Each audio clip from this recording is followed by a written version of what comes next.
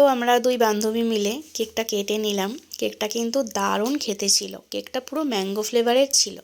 তো এখানে এখন খাবার সার্ভ করছে রিয়া। তো খাবারগুলোও কিন্তু দারুণ খেতে ছিল।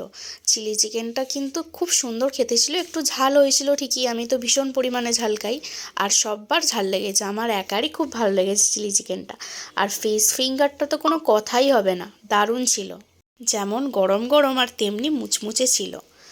তো আমি, বোন আর পল্লবী বসেছি, আর ওইদিকে বাকি বন্ধুগুলো বসেছে। তো আমার বোনের কিন্তু খুবই ঝাল লেগেছে। চিলি চিকেন দিয়ে ফ্রায়েড রাইসটা খেতে কিন্তু পুরো চুমু লাগছিল। তো আমার বোনের এতটাই ঝাল লেগেছে, তো সে চিলি চিকেনটা তো খেতে আর পারছে না। তো লাস্টে কী করলো, আমাকে খাইয়ে দিল চিলি চিকেনটা। আমি বলছি তুই রাখ, আমি খেয়ে নিচ্ছি, বলছে না আমি তোকে একটু খাইয়ে দেবো। তো ওর থেকে আমি চিলি চিকেনটা খেয়ে নিলাম। তো লাস্টে ডেজার্ট হিসাবে আমি কেকটাই খেলাম। টাটা।